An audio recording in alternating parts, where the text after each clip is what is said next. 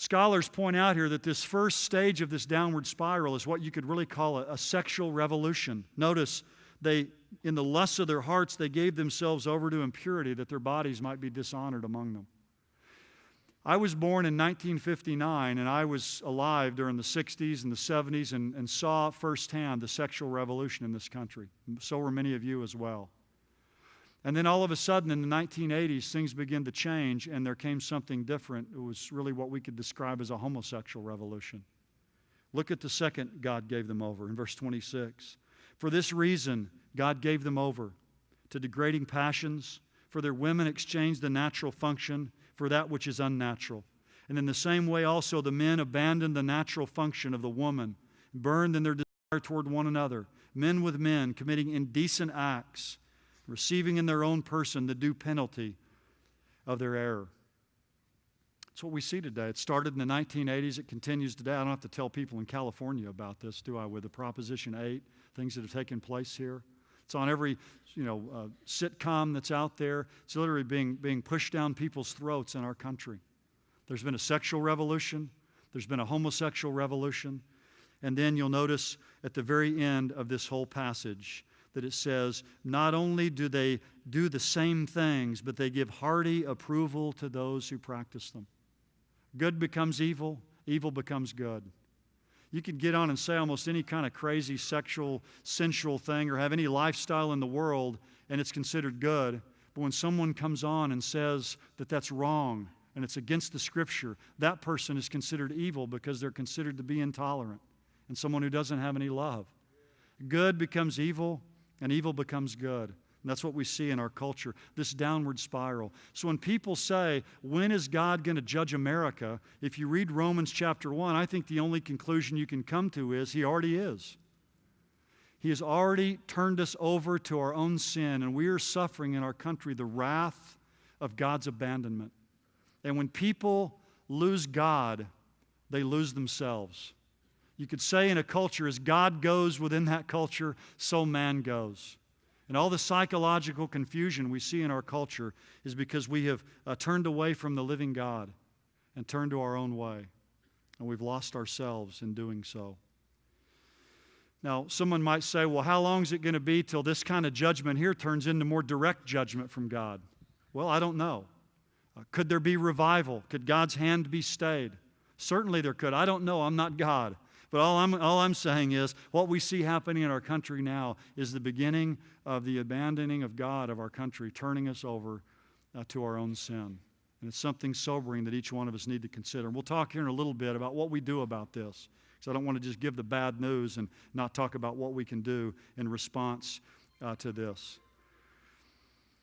Now, the next thing that could happen to make America reduced from being the world superpower is an event called the rapture.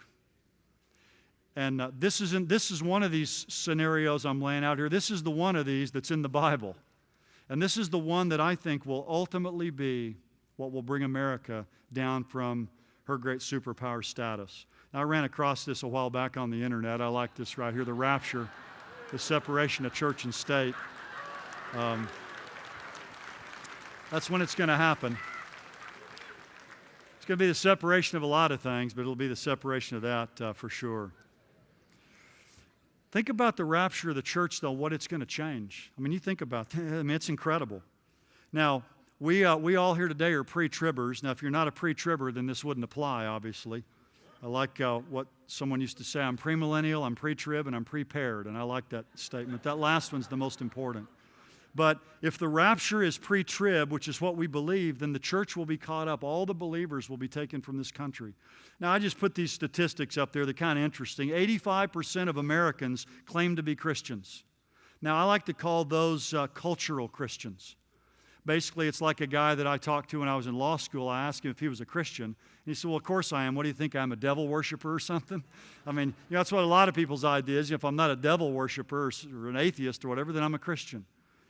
41% of the people in America claim to be born-again Christians, but 8% are identified as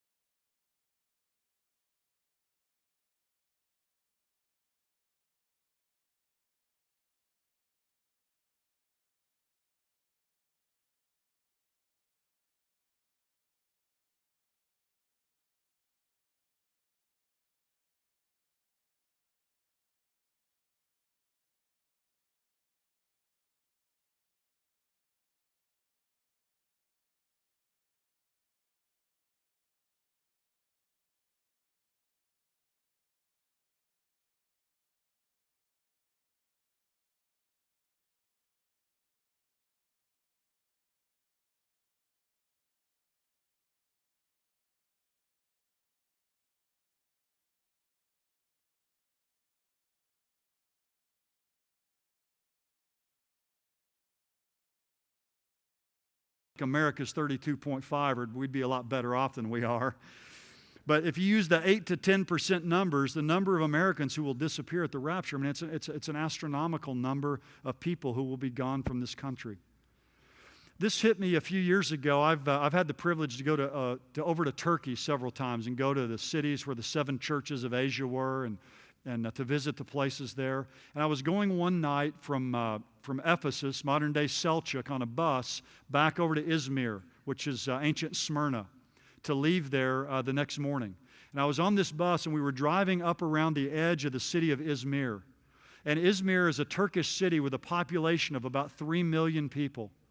And there's a pastor there of a church named Fikret Bocek, and he knows pretty much all of the evangelical Christians in Turkey. And in Izmir, there are about 300 to 400 believers there, true believers, in a city of 3 million. Now, I thought that night as I was driving along there, I'd been there all week, I thought, driving along, looking down on this city of 3 million people, thinking about the fact there are about 300 or 400 people who know Christ in this whole city. It was a profound impact on my life that night. But I thought to myself, what would it be if the rapture happened right now in this place?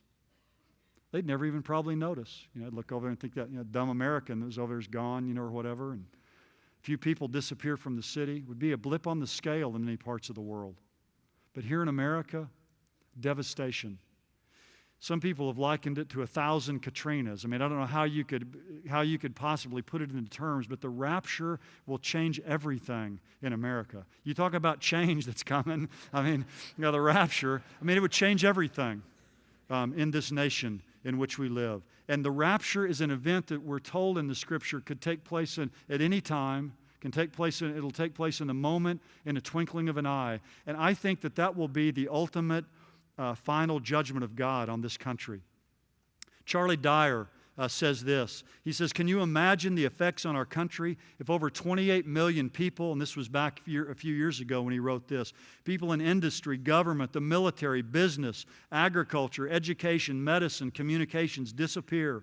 That's approximately double the entire population of New York City, Los Angeles, Chicago, and Houston all rolled together. The economic fluctuations of the 80s and even the Great Depression will pale in comparison to the political and economic collapse that will occur when our society suddenly loses individuals who are the salt and light. America could not support an army in the Middle East because the military would be needed at home to control the chaos. That's what will take place when the rapture of the church occurs.